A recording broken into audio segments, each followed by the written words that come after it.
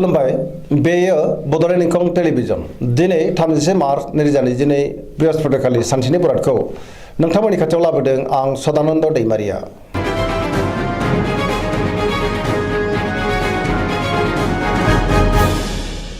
सिगां फरायनो लादों मेष राशि गिबि हांखो अ ल। दिनैनि साना जोबोर मोजां, बयनिफ्रायबा मोजां खौरां फैनो हागौ। जेरावबो गोजोनै थानो हागोन, गोजोन आरो गाहाम थासारिखौ दिनै मोननो हागोन। मावनो लानाय खामानिखौ थि समावनो आरो गोरलैयैनो मावफुंनोबो हागोन। गोसोखौ जोबोर गोजोननाय मोनगोन। देहाया मोजाङै थागोन। रांखावरियाव जोबोर मोजां, गोबां धोन आरजिनोबो हागोन। बेफार फालांगियावबो जोबोर मोजां मुलाम्फा मोनगोन। आयाबो बांगोन। सोरबा लोगोनिफ्राय थोजासे हेफाजाब मोननो हागोन। न'खराव दिनै बिसि फिसायनि गेजेराव अननानै फैगोन। बिदा फंबायनि हेफाजाबखौ मोनगोन। बिमा बिफानि अननाय आरो बोरखौ मोनगोन। बहाबा थाङोब्ला दिनै जोबोर मोजां आरो मोजाङैनो हान्थिनोबो हागोन। गुबुननि गोसोखौ गोरलैयैनो बोनो हागोन। गोसोनि बोलोआ बांगोन। समाजावबो दिनै गोबां मान मोनगोन। लाइमोनफोरा मोजां खौरां मोनगोन। गोसोआ दिनै जोबोर रमान्टिक जागोन। फरायसाफ्रा फरायनायाव गोसो दुंखांगोन आरो मोजां फिथाइ मोननोबो हागोन।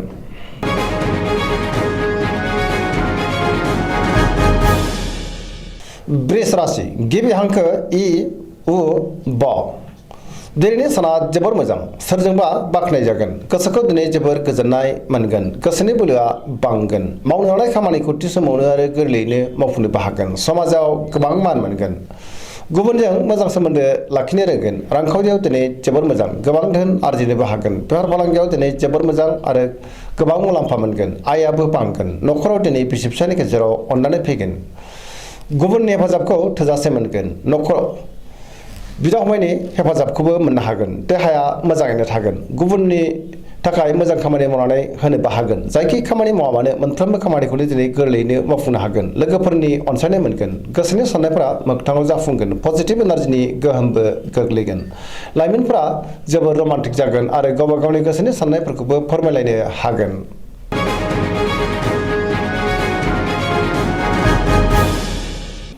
मिथुन राशि गिबि हांखो क स।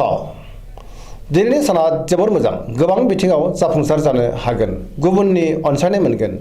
गोसोखौ दिनै जोबोर गोजोननायबो मोनगोन। गोसोआ जोबोर खुसि जागोन।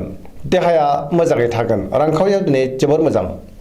बेफार फालांगियावबो जोबोर मोजां मुलाम्फा मोनगोन। आयाबो बांगोन। न'खराव दिनै अनलायनाय फैगोन। समाजाव गोबां मान मोनगोन। गोसोनि बोलोआ बांगोन।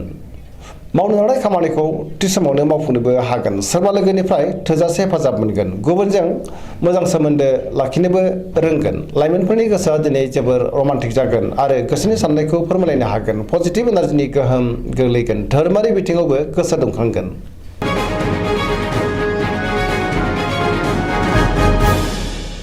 कर्कट राशि गिबि हांखो ड ह। दिनैनि साना जोबोर मोजां, सोरबा लोगोनि हेफाजाब मोननो हागौ। गोसोनि साननायफ्रा मोगथाङाव जाफुंगोन। गोसोआव पजिटिभ साननाय फैगोन। मावनो लानाय खामानिखौ थि समावनो आरो गोरलैयैनो मावफुंनोबो हागोन। रांखावरियाव जोबोर मोजां, गोबां धोन आरजिनोबो हागोन। बेफार फालांगियावबो जोबोर मोजां मुलाम्फा मोनगोन। न'खराव दिनै बिसि फिसायनि गेजेराव अननानै फैगोन। देहायाबो मोजाङैनो थागोन। गोसोखौ दिनै जोबोर गोजोननाय मोनगोन। गुबुननि हेफाजाब मोनगोन। समाजाव मान मोनगोन। फरायसाफ्रा फरायनायाव गोसो दुंखांगोन आरो मोजां फिथाइ मोनगोन। लाइमोनफोरनि गोसोआ दिनै जोबोर खुसि जागोन आरो गोसोआ जोबोर रमान्टिक जागोन।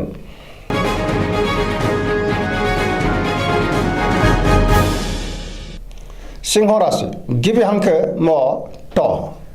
दिनैनि साना जोबोर मोजां, गोसोनि बोलोआ बांगोन। जेरावबो गोजोनै थानो हागोन। समाजावबो मान बांगोन। बयजोंबो अनजागोन आरो अनसायजागोन। गोसोआव गोग्गो आरो गोथों साननाय फैगोन। मावनो लानाय खामानिखौ थि समावनो आरो गोरलैयैनो मावफुंनोबो हागोन। सोरबा लोगोनिफ्राय थोजासे हेफाजाब मोनगोन। बहाबा थाङोब्ला दिनै जोबोर मोजां आरो मोजाङैनो हान्थिनोबो हागोन। रांखावरियाव दिनै जोबोर मोजां, नाथाय अब्लाबो खरसायाबो बांगोन। गोबां धोन मोननोबो हागोन। बेफार फालांगियावबो मोजां होनजायो। गोसोनि साननायखौ दिनै गुबुननो फोरमायनो हागोन। गुबुनजों मोजां सोमोन्दो लाखिनोबो रोंगोन। समाजाव गोबां मान मोनगोन। गुबुननि गोसोखौबो गोरलैयैनो बोनो हागोन। देहाया मोजाङै थागोन। गुबुननि थाखाय गोबां मोजां खामानि मावनानै होनोबो हागोन। पजिटिभ एनार्जिनि गोहोमबो गोग्लैगोन। सरासनस्रायै दिनै साना जोबोर मोजां आरो मोजाङैनो बारग'लांगोन।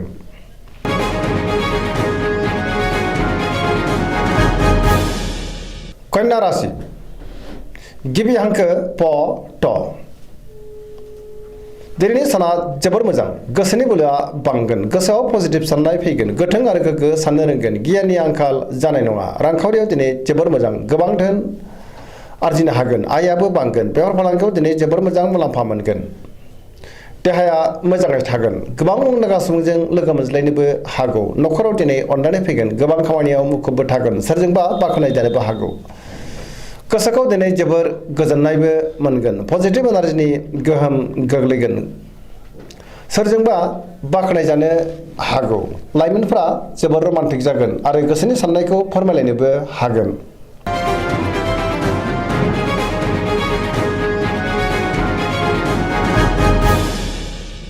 तुला राशि गिबि हांखो र ट दिनैनि साना मोजां आरो गाज्रि गेजेरजों बाबेनलांगोन गोसोनि साननाया जाफुंगोन नाथाय अब्लाबो गुबुननि थाखाय नाङा फाङा जेंनायाव गोग्लैनांनो हागौ गोसोनि साननायखौ दिनै गुबुननो फोरमायनोबो हागोन मावनो लानाय खामानिखौ थि समावनो मावफुंनोबो हागोन देहाया मोजाङै थागोन अब्लाबो नाथाय जानाय लोंनायाव सांग्रां जानांगोन रांखावरियाव जोबोर मोजां अब्लाबो नाथाय खरसायाबो बांगोन मोननो गोनां धोनखौबो मोननो हागोन आरजिनाय धोनखौबो दोनथुमनो हागोन नखराव दिनै बिसि फिसायनि गेजेराव अननानै फैगोन बिदा फंबायजों मोजां सोमोन्दो थागोन समाजाव मान मोनगोन बहाबा दावबायनो एबा हान्थिनो खाबु मोनगोन बेफार फालांगियाव दिनै जोबोर मोजां गुबुननि गोसोखौ गोरलैयैनो बोनो हागोन लोगोफोरनि हेफाजाबखौ मोनगोन गोदान थांखि लानो रोंगोन सेंग्रा सिख्लाफोरनि गोसोआ दिनै जोबोर रमान्टिक जागोन आरो गावबा गावनि गोसोनि साननायखौ फोरमायलायनोबो हागोन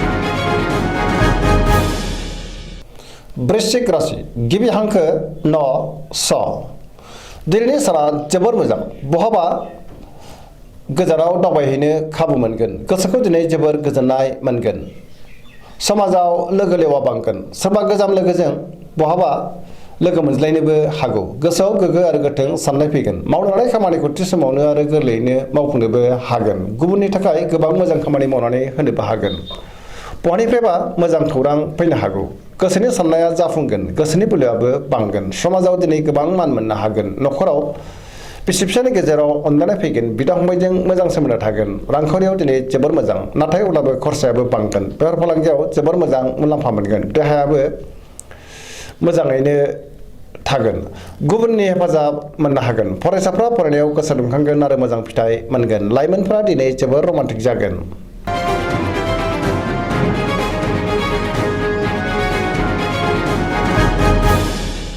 धनु राशि गिबि हांखो ध फ भ दिनैनि साना बारा मोजां नङा गोसोआव नेगेटिभ साननाय फैगोन मावनो लानाय खामानिखौ थि समावनो मावफुंनो गोब्राब जागोन माबा नङा माबा मोनसे हेंथा नुजाथिनो हागौ गोसोनि साननायफोरा देबारनांगोन रांखावरियाव दिनै बारा मोजां नङा नाङा फाङा खरसायाबो बांगोन मोननो गोनां धोनखौबो दिनै मोननो गोब्राब जागोन बेफार फालांगियाव खहा जानांनो हागौ सांग्रां जानाया गाहाम समाजाव मानहानि जानांनोबो हागौ गोसोआव जिंगा फैगोन देहाया दिनै मोजाङै थागोन नखराव अननानै फैगोन बिदा फंबायनि हेफाजाबखौ मोननो हागोन गुबुनजों मोजां सोमोन्दो लाखिनो हागोन लाइमोनफोरनि गोसोआ नाथाय जोबोर आला खाला जागोन नेगेटिभ एनार्जिनि गोहोमबो गोग्लैनो हागौ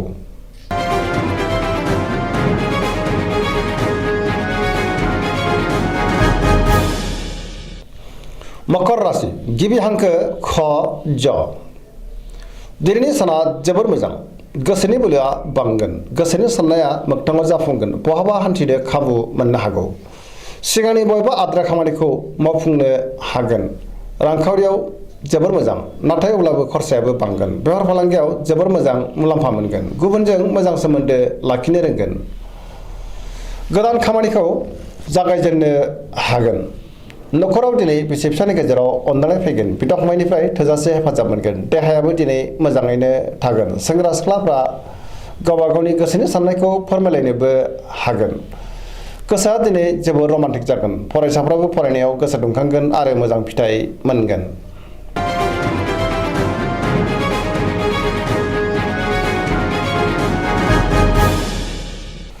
कुम्भ राशि गिबि हांखो ग स स दिनैनि साना जोबोर मोजां गोसोआव बोलो बांगोन गुबुननि थाखाय गोबां मोजां खामानि मावनानै होनोबो हागोन गोसोखौ जोबोर गोजोननायबो मोनगोन। मावनो लानाय खामानिखौ थि समावनो आरो गोरलैयैनो मावफुंनोबो हागोन। बहानिफ्रायबा मोजां खौरां फैनो हागौ। समाजाव गोबां मान मोनगोन।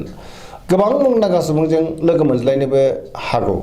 रांखावरियाव दिनै जोबोर मोजां। गोबां धोन आरजिनो हागोन। बेफार फालांगियावबो जोबोर मोजां मुलाम्फा मोनगोन। न'खरावबो दिनै अननानै फैगोन। गुबुननि हेफाजाब मोनगोन। बिमा बिफानि अननाय आरो बोरखौ मोननो हागोन। पजिटिभ एनार्जिनि गोहोमबो गोग्लैनो हागौ।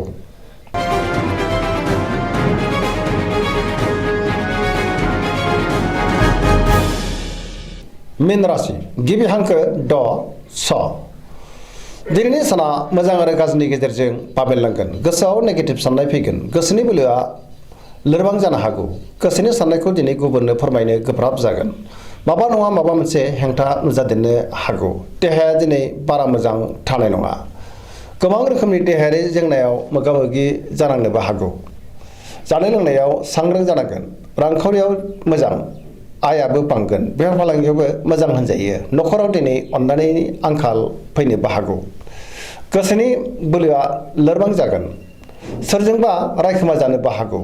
सोरजोंबा एना एनि एबा नांलाय खमलायबो जानो हागौ। गोसोखौ हमथानांगोन। लाइमोनफोरनि गोसोआ दिनै जोबोर आला खाला जागोन। फरायसाफ्रा फरायनायाव गोसो दुंखांगोन आरो मोजां फिथाइ मोननोबो हागोन। दिनैनि राशि फरायनाया एसेनोसै। जोबनायाव बेखौनो खावलायो जाहाथे नोंथांमोना सानफ्रामबो जोंनि बे बड'लेण्ड इंखं टेलिभिजनखौ नायबाय थायो आरो साबस्क्राइब खालामो, लोगोसे लाइक खालामो आरो शेयार खालामो। एसेनोसै, गोजोन्थों।